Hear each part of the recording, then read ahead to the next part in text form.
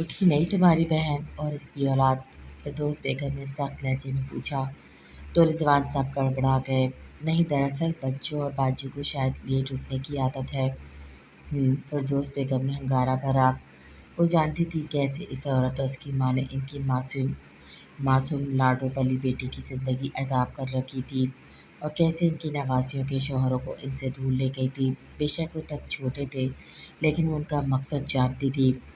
अब इनकी यही कोशिश थी जब तक इस घर में इनका सामना कम ही हो। मायसा बेटा, आज हसाब और बसाब आपके साथ ऑफिस जाएंगे। इनकी कंपनी की सारी डिटेल्स आप इन्हें समझा दीजिएगा। रिजवान साहब ने मायसा को मुखातिब करके कहा तो उसने सर हिलाने पर इत्तेफाक किया। बसाम ने बगौर जायजे के चेहरे की तरफ देखा और कल भी संजीदा थी, लेकिन आज संजीदगी में इजाफा हो गया था। सिर्फ मायसा ही नहीं, बाकी तीनों भी कल की निस्बत ज़्यादा संजीदा थी। और फ़ातिन बेटा, आपका हॉस्पिटल के बारे में क्या इरादा है? जी चाचू, अल्हम्दुलिल्लाह सारा काम तो मुकम्मल है, बस कल कुछ डॉक्टर्स के इंटरव्यूज़ हैं और आज जाकर मैं सब कुछ चेक कर लूँगा। थैंक यू सो मच चाचू, आपने हॉस्पिटल बनाने में इतनी हेल्प की, वरना मेरा स्टडी और हाउस जॉब के बाद आना काफ़ी मुश्किल था। हसाम और बसाम ने अपने पापा का बिजनेस संभाला था, जबकि फ़ातिन को डॉक्टर बनने का शौक़ था और दानियाल को लॉयर। इसलिए जब फ़ातिन ने मेडिकल की स्टडी स्टार्ट की तो रिजवान साहब ने इसके लिए यहाँ हॉस्पिटल तामीर करवाना शुरू कर दिया। ये सिर्फ उन्होंने अपने भाई के बेटे के लिए करवाया था, ना कि अपना दामाद समझकर, क्योंकि वो अपनी बेटी पर कोई दबाव नहीं डालना चाहते थे। डैड, आज मैं हरम के साथ जाने वाली हूँ, लेट हो जाऊँगी, वेट मत कीजिएगा। मैं चेंज कर आऊँ, हयाम ने उठते हुए कहा तो रिजवान साहब ने सर हिलाकर इसे इजाज़त दी। हयाम ने अपने कमरे का रुख किया। आज वो ब्रेकफास्ट के लिए लेट हो गई थी, इसलिए रेडी नहीं हो सकी। इसे पता था जब तक वो चारों सुबह इनके साथ नाश्ता ना करती तो रिजवान साहब ने कभी कुछ नहीं खाना था और खाने के बाद इनकी मेडिसिन लेना ज़रूरी था। इसलिए हयाम ने पहले नाश्ता करने का सोचा। तुम कहाँ जा रहे हो लड़के? हसाम को अपनी जगह से उठते हुए देखकर फिरदौस बेगम ने सख्त लहजे में पूछा। हयाम से बात करनी है मुझे। बिना इनकी तरफ देखे लंबे लंबे टक पड़ता हुआ हसाम हयाम के रूम की तरफ जाने पड़ा। हूँ, क्या बेशर्मी है, कितनी ठंडाई से गया ये लड़का, और तुम कुछ कह भी नहीं रहे। जवान जहाँ लड़की के कमरे में चला गया वो तुम्हारा भतीजा। फिरदौस बेगम तो सोच सोच कर तब चढ़ी जा रही थी। वो नहीं चाहती थी कि इनकी नवासियों के साथ भी वही सलूक हो जो इनकी बेटी के साथ हुआ है। इसलिए वो चाहती थी जितनी जल्दी हो सके ये निकाह ख़त्म हो जाए। वो सिर्फ भतीजा नहीं, चचा जान का दामाद भी है। शायद आप भूल रही हैं कि वो हयाम का शौहर है। रिजवान साहब के कुछ बोलने से पहले दानियल ने अपना गुस्सा दबाते हुए सख्त लहजे में कहा तो फिरदौस बेगम ने सर झटका। कहा कहा का शौहर, सिर्फ दो बोल निकाह के हुए हैं, इसकी कोई हैसियत नहीं, और तुम लोग मेहमान हो। इस बात पर बहस करके कोई बदमज़गी नहीं चाहती मैं। फिरदौस बेगम ने उठते हुए कहा और अख्तर साहब का हाथ पकड़कर इन्हें उठने में मदद दी और इन्हें लिए अपने रूम की तरफ बढ़ गई। जबकि दानियल के साथ साथ इनकी बात पर फ़ातिन और बसाम ने भी गुस्से से अपने जबले पीछे। वो काफ़ी उम्र की हो गई थी, इसलिए इन्हें पता नहीं चलता, कभी बहुत गुस्सा और कभी बहुत प्यार से बात करती थी।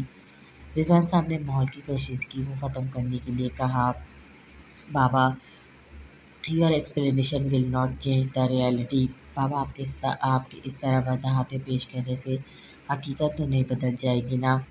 मायसा ने उठते हुए कहा तो बसाम ने अपनी सुर्ख होती आंखों से मायसा को घूरा। So what do you think is the reality? तो फिर तुम्हारे ख्याल में क्या हकीकत है? बसाम ने सख्त लहजे में इस्तफा किया। सबसे मायसा ने नजर उठाकर इसकी तरफ देखा।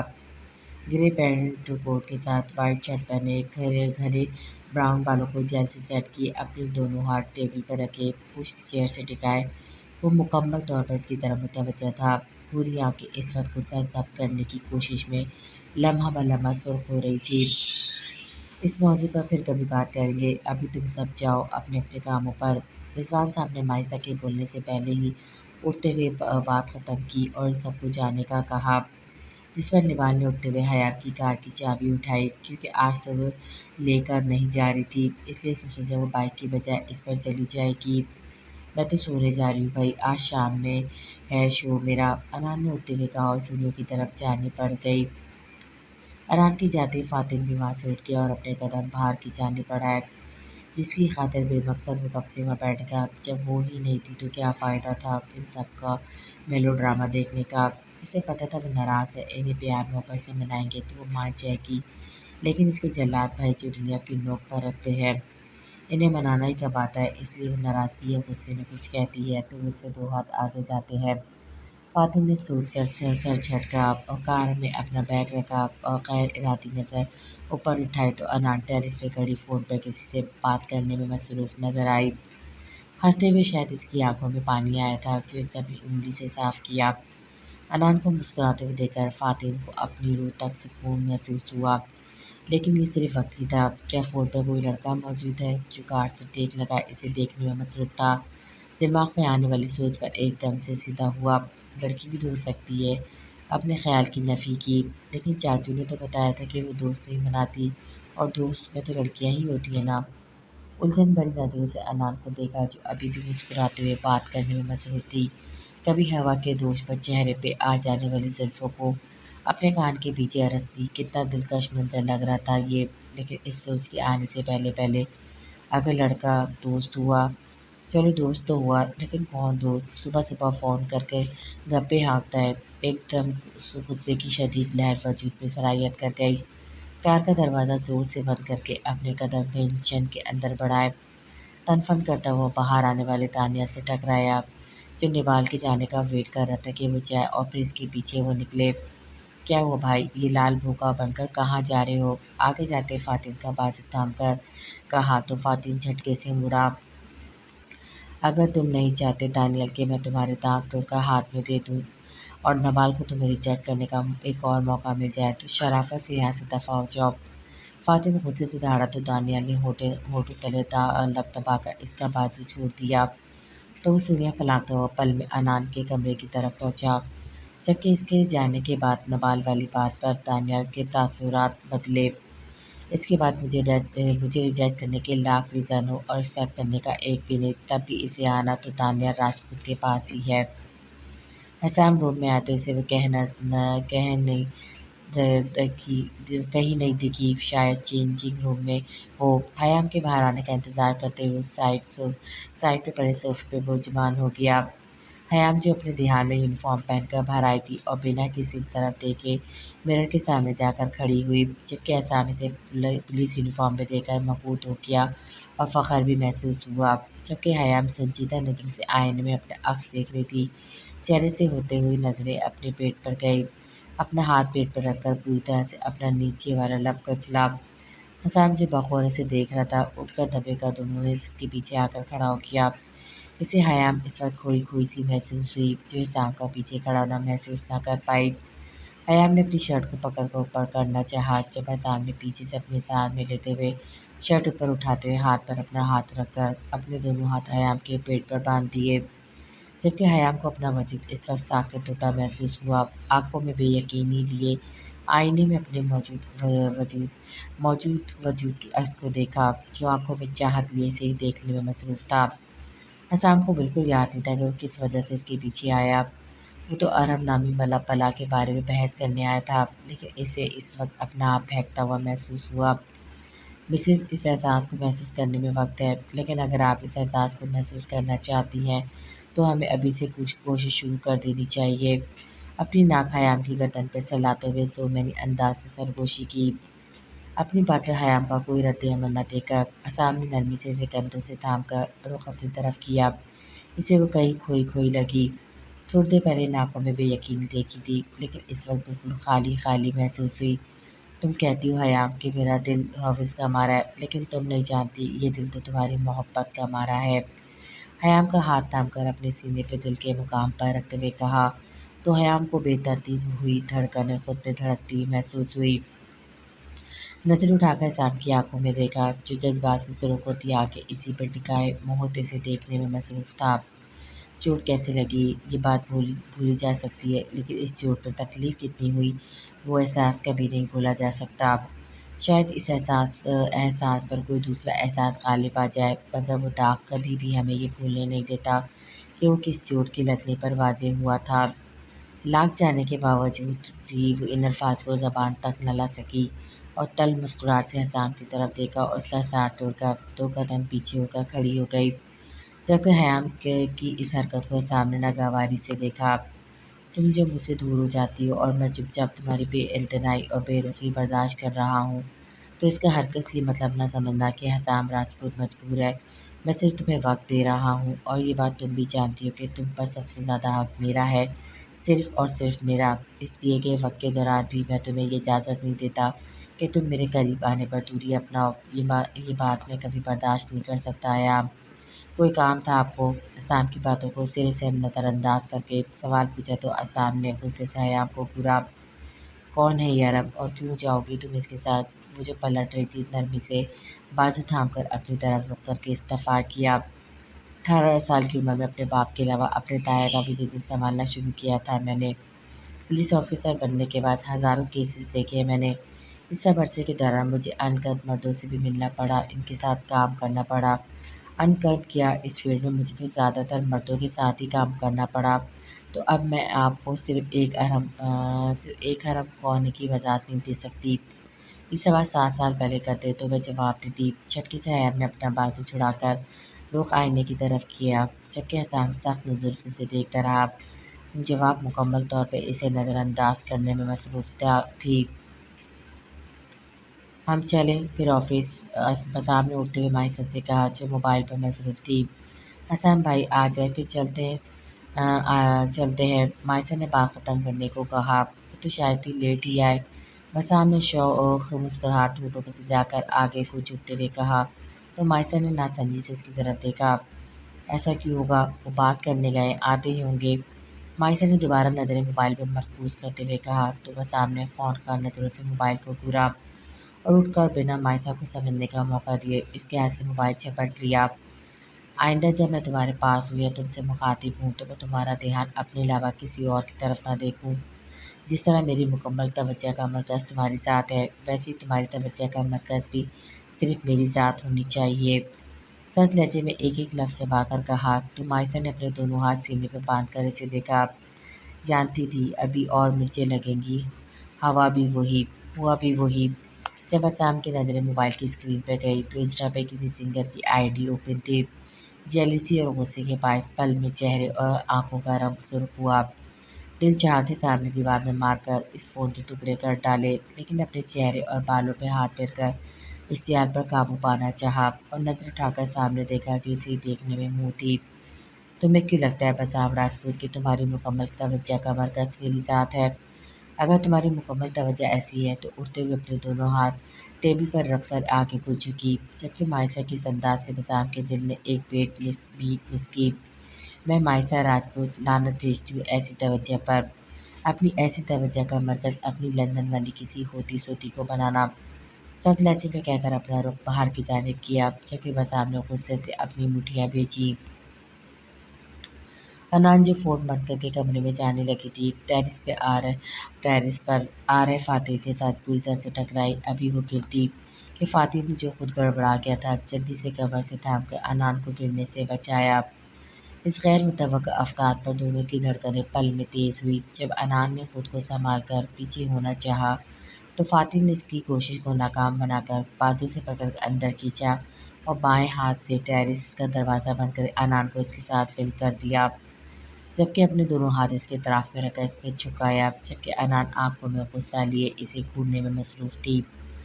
کیا بدتمیزی ہے یہ فاب! ایک دم سے زبان سے نکلنے والے الفاظ پر انان پہلے تو حیران ہوئی، پھر مطلب فاتح اپنے جملے کی طرزدیکی کر کے انان نے فاتح کو گھورا جو اس کے فاب بلانے پر مسکرا کر اسے دیکھ رہا تھا۔ کیا مسئلہ ہے، کیوں مسکرا رہے ہو؟ انان نے دب کر کہا تو فاتح نے ہولے سے اپنے لب اس کے گال پر رکھ دیے۔ کچھ نہیں، بس ایسے ہی، اپنی مسز پر پیار آ رہا تھا، اپنے گال کو انان کے گال پر رب کرتا ہوا کہا تو داڑھی کی ہلکی سی چبھن پر انان کے ہونٹوں پہ مسکراہٹ رنگ گئی۔ شوہر کی محبت سچ میں عورت کے ہر غم کا ازالہ کر دیتی ہے۔ میں کتنی ناراض تھی تم سے، شاید نفرت کرنا چاہتی تھی، لیکن 2 دن سے تمہاری نظروں میں خود کے لیے محبت چاہت دیکھ کر مجھے اپنا آپ بہت قیمتی محسوس ہو رہا ہے۔ تمہاری ذرا سی عنایت میرے دل میں سوئی ہوئی محبت کو جگا رہی ہے۔ کیا میں ایک عام سی بیوی کی طرح اپنے شوہر کی محبت پر خود کو وار دوں یا تمہاری اتنے سالوں کی بے اعتنائی پر دھتکار دوں؟ अपने गिरे आंखों को फातिन की सी आंखों में गाड़ते हुए अनान ने सोचा, मुझे कबूल है कि मैं आम सी बीवी की तरह अपना आप तुम पर वार दूं, फातिन राजपूत, क्योंकि तुम जैसे भी हो तो मेरे ही अपने अलावा हो तो मेरे ही अपने अलावा तो मैं तुम्हें किसी के लिए नहीं छोड़ूंगी, क्योंकि अनान राजपूत अपनी चीज़ें किसी को नहीं देती। तुम तो फिर मेरे बचपन के शौहर हो। फातिन जो अनान के संजीदा चेहरे को बगौर देख रहा था, आहिस्ता से झुककर दूसरे गाल पर भी अपने लब रख दिए। बीवी यार, कितना नाराज़ रहोगी, देखो ना एक तरह से अच्छा भी था ना हमारा यहाँ से जाना। अगर यहाँ होते तो दिल कम वक्त में तुम्हारे अलावा कहीं लगना नहीं था। और फिर तुम्हारा शौहर बेचारा दिन रातों में सोचता रह जाता, ना पढ़ पाता ना कुछ बन पाता, तुम्हें भी कुछ ना करने देता। फिर पुप्पो ने कहना था, दोनों मियाँ बीवी ही अनपढ़ जाहिल। फातिन मुस्कुराते हुए अपनी बात मुकम्मल करता जब अनान ने अपनी उंगली इसके होठों पर रख दी। फातिन ने मकबूल होती नज़रों से अनान को देखा, जिसका चेहरा फातिन की गर्म सांसों की तपिश से इस वक्त लाल हो रहा था। दोनों हाथों से फातिन का कॉलर पकड़कर इसे खुद पर झुकाया, जिसमें फातिन ने दोनों हाथों से इसकी कमर से थामकर खुद में बींच लिया। तुम तो अपनी बीवी से ऐसे प्यार का इजहार करोगे? भारी होती सांसों के दरमियान अनान ने कहा, तो फातिन के होंठों में मुस्कुराहट रेंग गई। नहीं, बीवी नाराज थी तो डर था कि कहीं थप्पड़ ही न मार दे, वरना इजहार करने के तो बहुत से तरीके हैं मेरे पास। अनान की गर्दन में मुँह छुपाते हुए कहा, तो अनान ने झटके से फातिन के कॉलर को से पकड़कर सामने किया, जो इस वक्त जज्बात से सुर्ख होती आंखों से अनान को देख रहा था। अभी वो कुछ कहता कि अनान ने अपने लब फातिन के लबों पर रख दिए। अनान की बेबाकी में पहले तो वो शौक हुआ, फिर अपनी बीवी की दिलेरी पर होठों पर मुस्कुराहट आई। अपना एक हाथ कमर पर लपेटकर दूसरा हाथ अनान के हाथों में उलझा दिया। अनान पीछे हटती के फातिन ने इसकी कोशिश नाकाम बनाकर पूरी शिद्दत से इसकी सांसों से अपनी सांसें उलझा दी। कतरा कतरा करके खुद में अनान की खुशबू को उड़ेलने लगा। अपने होठों पर बढ़ती गिरफ्त पर अनान ने मजबूती से फातिन को कंधे से थाम लिया, जो अब पीछे होने का नाम ही नहीं ले रहा था। अनान की उखड़ती सांसों को महसूस करके फातिन मुस्कुराते हुए पीछे हुआ, तो अनान ने अपना सर इसके कंधे से टिका दिया। उफ बीवी, बीवी, बस इतना हौसला था, अभी तो इतने बरसों की तश्ने की मिठानी है, जो इतनी जल्दी तो नहीं मिटेगी। और ये तश्ने की तो शायद ही कभी ख़त्म हो, ये तो रोज़ बरोज़ बढ़ती ही जाएगी। अनान को खुद में भेजे हुए कहा, तो उसने फातिन के बाजू पर मुक्का रसीद किया। हॉस्पिटल नहीं जाना क्या तुम्हें? अनान ने पीछे हटते हुए कहा, तो फातिन ने घूर कर से देखा। अभी तो मैं अपने बीमार दिल का इलाज करवा कर राहत महसूस कर रहा हूँ। मेरा डॉक्टर बड़ी मुश्किल से हाथ आया है, ऐसे छोड़कर नहीं जा सकता ना। चेहरे पे मस्कानियत सजाकर कहा, तो अनान के होठों पर मुस्कुराहट रेंग गई। अपने हाथ में अनान के हाथ पकड़कर इन्हें दीवार से पिन करके इसकी गर्दन पर झुक गया। फातिन की दाढ़ी की हल्की चुभन के साथ इसके होठों का लम्स अपनी गर्दन पे जा बजा महसूस करके जिस्म का सारा खून अनान के चेहरे पे सिमट आया। भारी होती सांसों का शोर लम्हा लम्हा बढ़ने लगा।